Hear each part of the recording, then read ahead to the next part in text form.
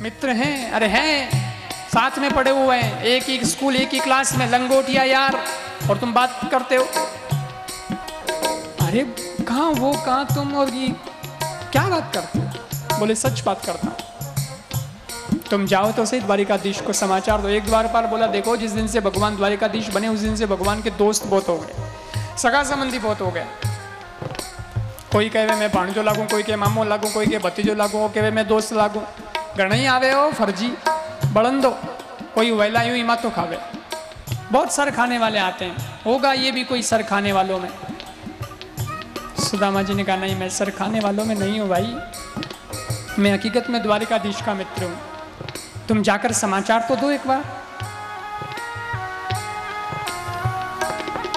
एक द्वारपाल को लगा भाई पता नहीं बचपन का होगा, दोस्त आया मिलने, अपन तो द्वारपाल है, अपनी तो नौकरी का सवाल है, अपने जाने में समाचार देने में क्या लगता है। वो गया और भगवान को समाचार दिया। भगवान भोजन करके आराम की तैयारी में थे, जैसे ही शैया पर लेटे थे उसी वक्त ये पहुंच गया और भगवान से कहा कि प्रभु मैं माफी चाहता हूं, लेकिन जरूरी सूचना देनी थी। नीचे की व्यक्ति आया है और वो आपसे मिलना चाहता है। उसने अपना परिचय दिया है कि वो आपका मित्र है और उसकी स्थिति बड़ी दयनीय स्थिति है। द्वारपाल जाकर के भगवान से निवेदन करता है,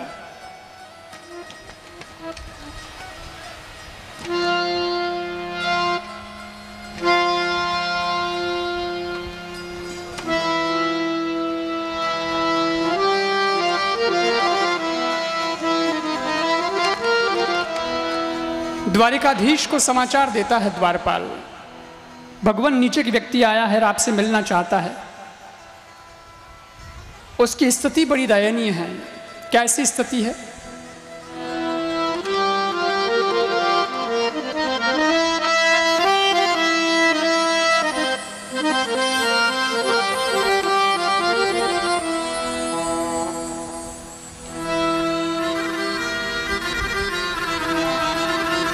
शीश पगान जगातन पे प्रभुआन युपान की नहीं वामा। धोती फटी सी लटी दुपटी सी,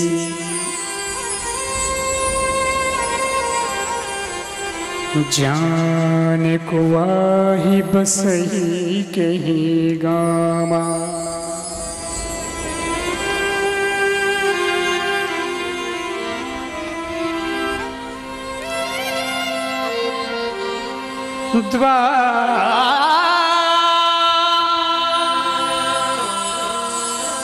खड़ो द्विज दुर्बल देखी रहो,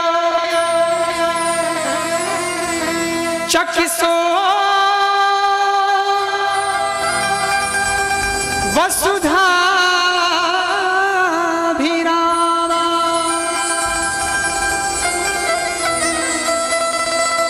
पूछत दीन दयाल को,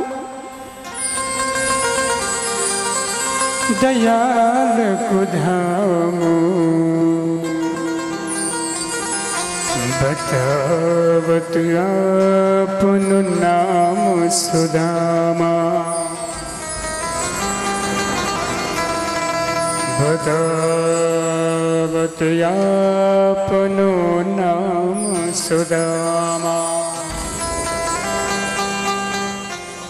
सर पे कुछ पहनने को है नहीं, पगड़ी भी नहीं है, धोती फटी पुरानी मैली कुचेली है, पाँव में भी कुछ है नहीं, प्रभु कांटे लगे हैं, ऐसी उसकी स्थिति है। कहता है मैं पोरबंदर से आया हूँ। अच्छा, साथ में पड़ा हुआ है आपके? अच्छा, और अपना नाम क्या बताया उसने? बोले बतावत अपनो नाम सुदामा। उसने सुदामा नाम बताया है, अपना मिलना चाहता। जैसे ही भगवान ने नाम सुना, सुदामा आया है, भगवान परमात्मा इतनी फुर्ती से उठे कि भगवान के एक बाहों में तकिया दबा रह गया। भगवान इतनी फुर्ती से भागे कि एक पैर में चप्पल पहनी, दूसरे में पहनी नहीं, महल की सारी सीढ़ियां एक साथ भगवान कूद गए और अगले क्षण सुदामा के सामने भगवान पहुंच गए।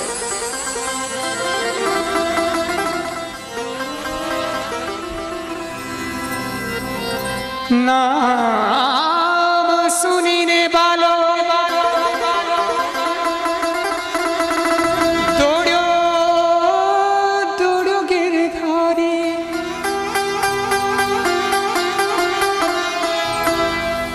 दौड़ो गिरधारी, कर मिल धो छे तेड़ी ने श्याम, कर मिल धो छे तेड़ी ने। भगवान गए, सुदामा के सामने पहुंचे। और जब भगवान सुदामा यूं मिलिया जने तो द्वारपाल देखते ही रह गया, ले एड़े ही भगवान दा दोस्त होवे कई। कांटे लगे हैं, कंकर लगे हैं, खून आ रहा है पैरों से। भगवान ने जब सुदामा के चरणों की इस दशा को देखा तो भगवान की आंखों में आंसू आ गए कि मेरे मित्र के पैरों की ये हालत है। रानियां तो जल कब लाए, लेकिन भगवान ने अपनी आंखों के आंसुओं से ही सुदामा के चरणों को धो डाला।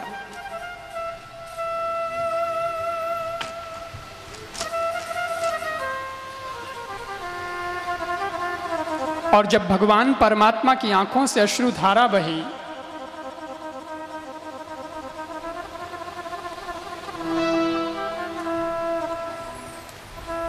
देख सुदामा की दीन दशा, करुणा करके करुणा निधि रोए।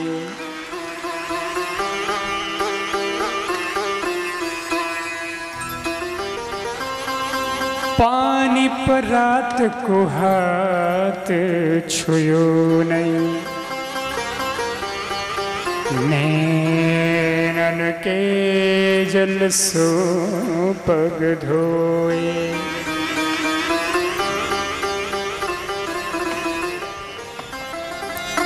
भगवान परमात्मा ने अपने आंखों के आंसुओं से सुदामा के चरणों का प्रक्षालन कर लिया।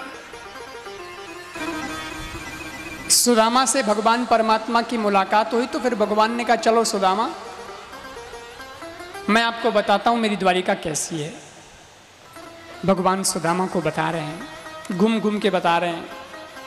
यह है सुदामा, पूरी नगरी सोने की है ना, इसलिए सब कुछ सोने का है यहां। ये देखो, अपना महल भी सोने का है। सुदामा दिख रहा है। आगे बढ़ो सुदामा, देखो ये ड्राइंग रूम, ओहो बहुत बढ़िया सजाया है, बहुत अच्छा है। और आगे ये देखो किचन, ओहो बहुत बढ़िया। आगे बढ़ो सुदामा, अभी बहुत देखना है। बच्चों के लिए स्टडी रूम, अरे वाह। सुदामा को लगा इसके तो ठाट-बाट बड़ा जबरदस्त है। ड्राइंग रूम अलग, किचन अलग, बेडरूम अलग, स्टडी रूम बच्चों के लिए अलग। मारे तो एक झोंपड़ी है, टूटी फूटी में हैंग बेड़ो ही है, इन्हें की तो आराम है। ये देखो सुदामा बेडरूम, आहा हा बहुत बढ़िया है। आगे बढ़ो। सुदामा जी ने ये सब देखा तो सुदामा जी ने विचार किया कि अरे ये तो बहुत पैसे वाला बन गया, इसके सामने मैं तो हुई क्या। और ये चावल की पोटली जो लेके आया हूँ, देनी तो थी लेकिन अब क्या दूं। मैंने सोचा मेरे लेवल का होगा तो दूंगा, ये भी खुश मैं भी खुश, लेकिन अब इतने बड़े आदमी को इतनी सी चीज दें, अच्छा नहीं लगता। लेवल नहीं है, अच्छा नहीं लगता। तो सुदामा जी ने कहा नहीं देना अच्छा है। इससे अच्छा तो जिक्र ही नहीं करना, अब चावल की पोटली देना ही नहीं, याद ही नहीं करना, इसलिए उसको बाहों में छुपा के घूम रहे हैं। और भगवान दिखा रहे हैं ये महल, ये वो, ये सब। घूमते घूमते थोड़ा दूर आ गए और देखा सुदामा ने एक अलग से थोड़ा दूर पे एक अलग रूम बना हुआ था, बहुत बड़ा अलग बना था। तो सुदामा ने बहुत खुशी के साथ उत्साह से पूछा, कन्हैया ये मेरा रूम है क्या? ये मेरा रूम है क्या? भगवान बोले ये तेरा रूम नहीं है, ये बाथरूम है।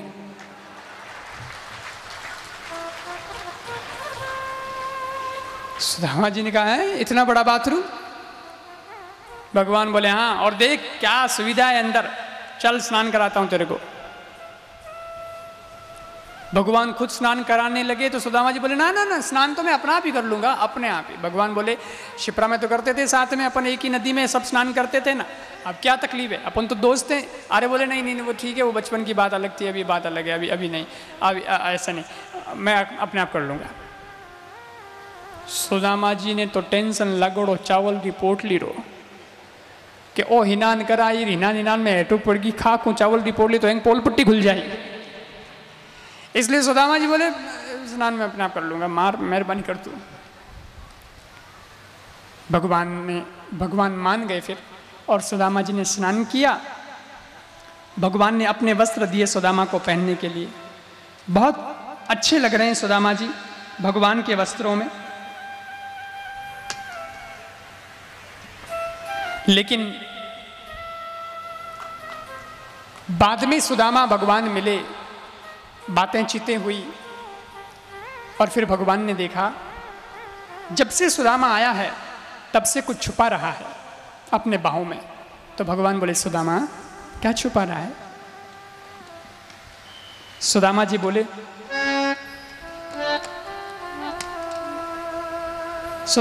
कुछ भी नहीं है, कुछ भी नहीं है, ऐसे ही बात को बदल दिए, बताना नहीं चाहते। भगवान ने कहा कुछ तो है सुदामा, बता। बोले ना ना कुछ नहीं बताना नहीं चाहते शर्म के मारे। पर भगवान समझ गए कि सुदामा शर्मा रहा है कि छोटी सी चीज भगवान को कैसे दूं, लेकिन पत्रम पुष्पम फलम तोयम सुदामा जानता नहीं। तो यहाँ मेरे यहाँ वस्तु को नहीं देखा जाता, मेरे यहाँ तो भाव को देखा जाता है। 500 की साड़ी पहन के आई है कि 5000 की भगवान नहीं देखते, या 5000 के बूट पहन के आए हो या फिर 500 के बूट भगवान नहीं देखते। भगवान तो देखते हैं कि किस भाव से तुम आए हो, प्रेम कितना लाए हो। वस्तु का छोटा मोटापन क्या, मन तुम्हारा कितना बड़ा है। और भगवान ने अपना हाथ आगे बढ़ाया, एकदम जबरदस्ती सुदामा के बाहु से चावल की पोटली छीन ली। देखा भगवान ने चावल, चिवड़ा और एक मुट्ठी भगवान ने भोग लगाया। सुदामा के घर बहुत सारी संपत्ति भेज दी। दूसरी मुट्ठी चावल में भगवान कुबेर की संपत्ति सुदामा को दे देते हैं। और तीसरी मुट्ठी में तो भगवान लक्ष्मी को वहां भेजने वाले थे, जो लक्ष्मी जी यहां रुक्मिणी बनकर के आई हैं, लेकिन रोक लिया। अंदर ही अंदर कहा प्रभु मुझे मत भेजना, अपने चरणों की सेवा में रखो, मुझे मत भेजो। और बाहर से सबके सामने ऐसा नहीं कह सकती, इसलिए बाहर से सबके सामने भगवान का हाथ पकड़ के बोला कच्चे हैं ज्यादा मत खाओ, पेट दर्द करेगा। लेकिन तीसरी मुट्ठी में रोक लिया, खाने नहीं दिया। 2 मुट्ठी गए खाए, तीसरी खाने लगे। 2 मुट्ठी गए खाए, तीसरी खाने लगे। 2 मुट्ठी गए खाए, तीसरी खाने लगे। 2 मुट्ठी गए खाए, तीसरी खाने लगे। रुक्मणी पकड़ियो हाथ, प्रभु जी क्या करने लगे। रुक्मणी पकड़ियो हाथ, प्रभु जी क्या करने लगे। रुक्मणी पकड़ियो हाथ, प्रभु जी क्या करने लगे। रुक्मणी पकड़ियो हाथ, प्रभु जी क्या करने लगे। 3 लोग जो इनको दीने हो गए थे घर बार।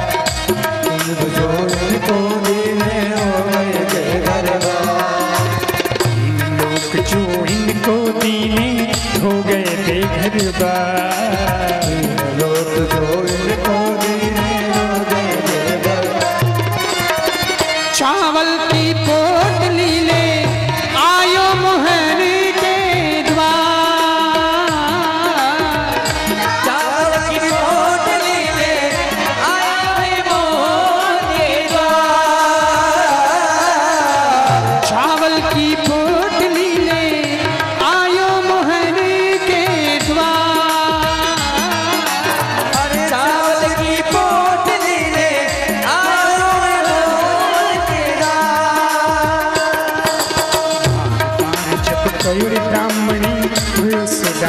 दिया। बार जब कयो रे ब्राह्मणी हुयो सुदामा तैयार। बार जब कयो रे ब्राह्मणी हुयो सुदामा तैयार। जब कयो रे ब्राह्मणी हुयो सुदामा तैयार। चावल की पोटली ले आयो मोहन के पास। चावल की पोटली ले आयो मोहन के पास। चावल की पोटली ले आयो मोहन के द्वार। चावल की पोटली ले आयो मोहन के पास। आयो है मोहन के द्वार। आयो है मोहन आयो है मोहन के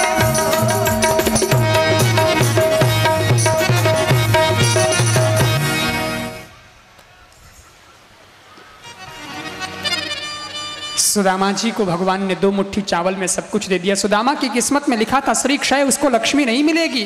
भगवान ने उल्टा कर दिया, यक्षक श्री, उसको कुबेर का धन मिलेगा। और भगवान ने 2 मुट्ठी चावल में ही कुबेर का धन सुदामा को दे दिया।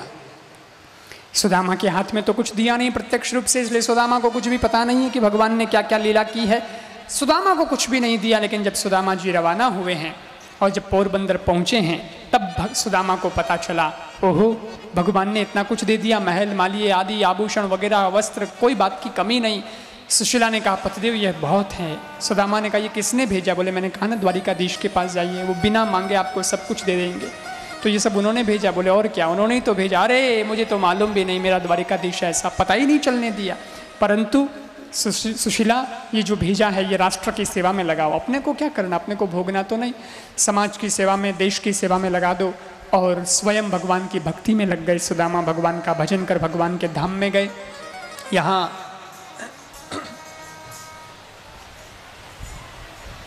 आदरणीय सुखदेव स्वामी ने 2 अध्याय में सुदामा चरित्र का वर्णन पूरा किया।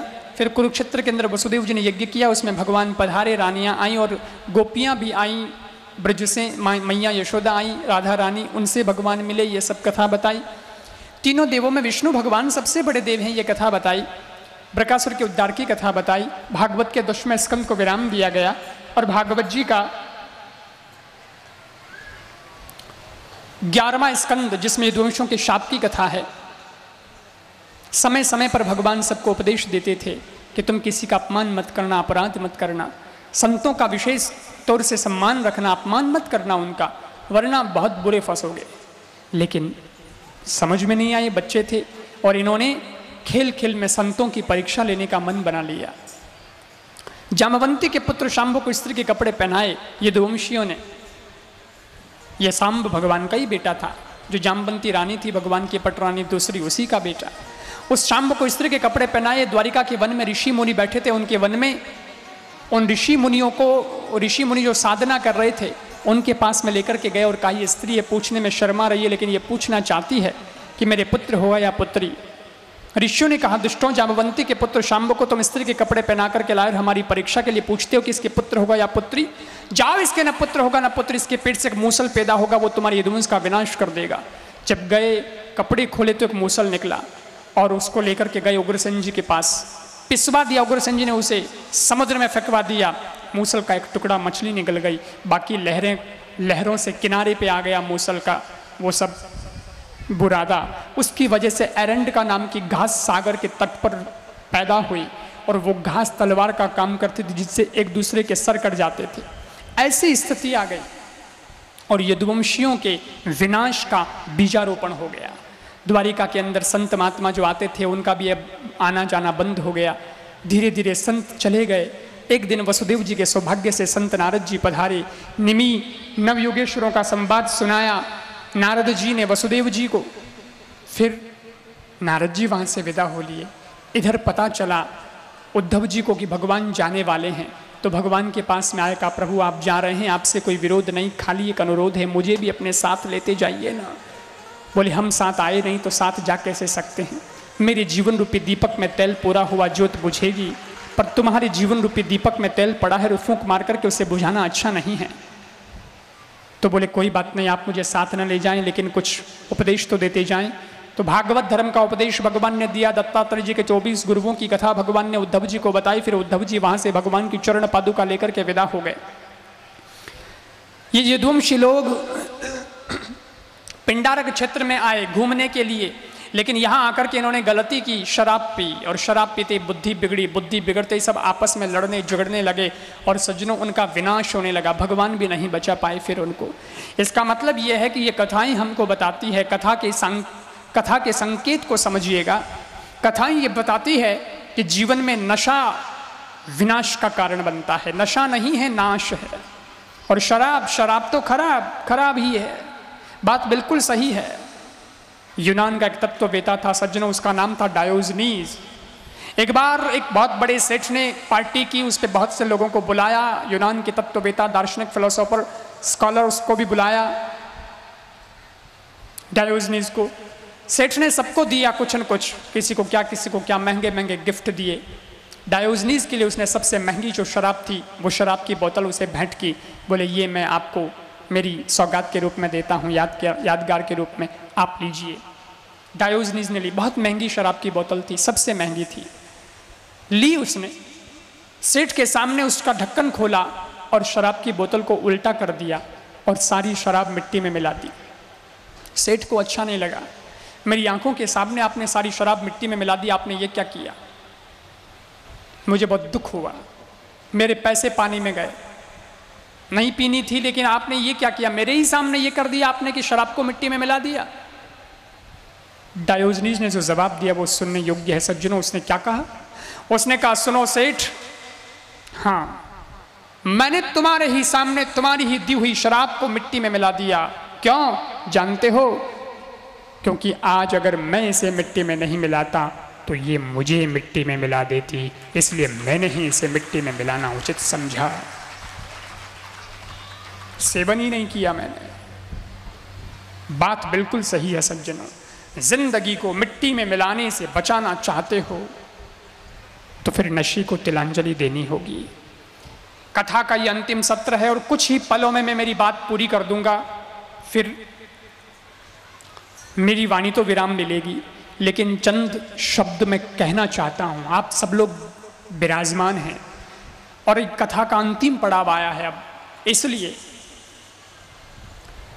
मैंने कल कहा था आपको सत्संग के कुछ हीरे मैं दूंगा, मैं दे रहा हूं आपको। अब सुनिएगा, समझिएगा। सबसे पहली बात ही यहीं से शुरू करता हूं, नशे से।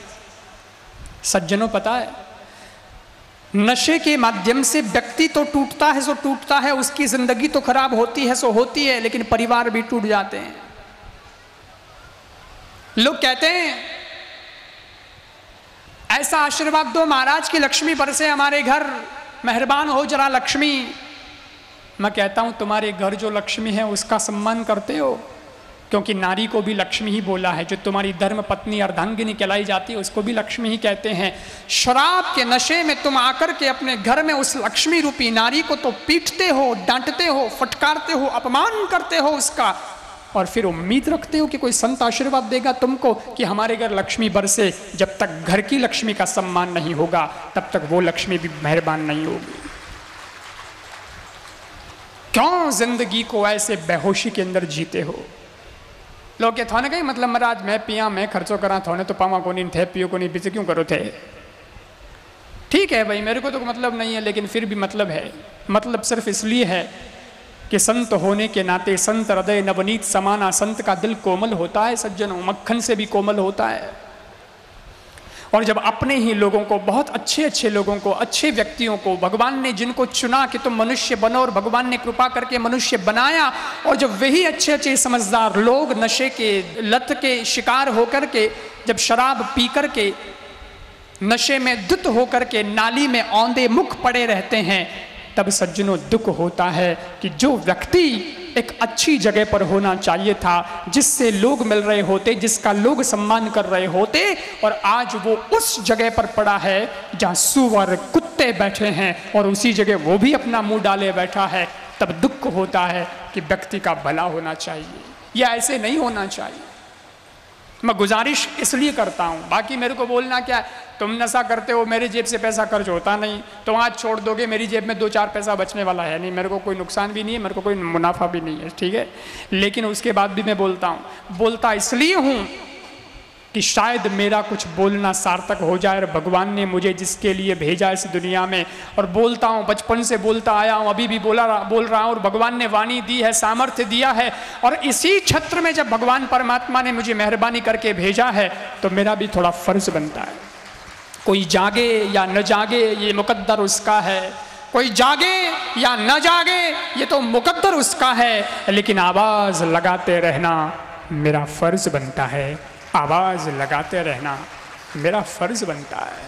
तो मैं तो मेरा दायित्व अदा कर रहा हूँ। समाज जो मुझे देता है ना, 2 रोटी खाता हूँ मैं आपकी, और तो क्या है, बाकी तो मैं कुछ लेता नहीं हूँ, लेकिन सज्जनों उसका भी तो कर्ज हो जाता है हम पर। इसीलिए एक कुत्ता पालते हो घर में, वो तो टुकड़े खाता है, लेकिन फिर भी रात भर बोल बोल करके जगाता है, और आपके घर धन माल की चोरों से रक्षा करता है, वो भी अपना फर्ज समझता है। आप समाज, आपने तो हमको घी में चुपड़ चुपड़ करके चूर चूर के रोटियां खिलाई है, तो बहुत बड़ा फर्ज हमारे ऊपर बनता है। लेते हैं दाना भर हैं, लेकिन दरिया भर लुटाना ये हमारा कर्तव्य बनता है। इसलिए आप लोगों को चेताने के लिए कहते हैं।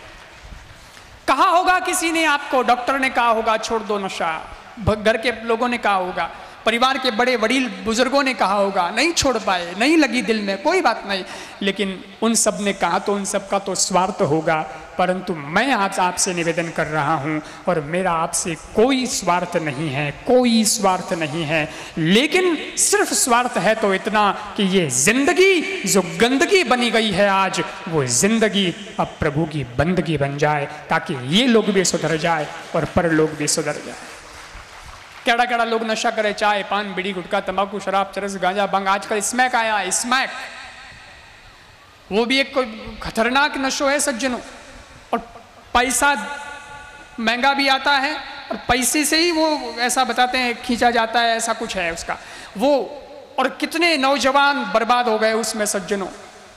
मेरी करबद्ध प्रार्थना है आपसे, कई लोग तो बड़ा गजबरा लोग है कि समझ ही नहीं आवे किन प्रकार लोग है, किन प्रकृति रा लोग है। एक आदमी आयो हमारे कहने मन के महाराज में हडमोहन जी रो भगत, मैं क्यों अच्छा हडमोहन जी रो भगत है, तो हडमोहन चालीसा तो याद वाला, बोले बिल्कुल हडमोहन चालीसा तो याद ही है, हडमोहन चालीसा बिना तो अपने दिन की शुरुआत ही नहीं हुए, मैं तो बोल जे तो मुंडो तो गुटकों भरी जोड़ो है बोके वे जी हनुमान के अंगुन जागत जाए कपि तो लो को जागत, मैं क्यों रेवन दे पूरा 40 बोल लीजिए हमारा कपड़ा भर दे, तो रेवन दे। अरे मैंने कहा तू हनुमान जी का भगत है, तो बोलता है बालाजी मेरे इष्ट हैं, हनुमान बाबा मेरे इष्ट हैं, और तू गुटखा खाता है, हनुमान से गुटखा खाता कहीं कहीं क्या मैं हडमोहन जी भगत हूँ और बीड़ी यार धुआं निकाले। अब उन मूर्ख ने पूछो हडमोहन जी बीड़ी पीन लंका बाड़ी गई, अरे हडमोहन जी मैं भगत हूँ।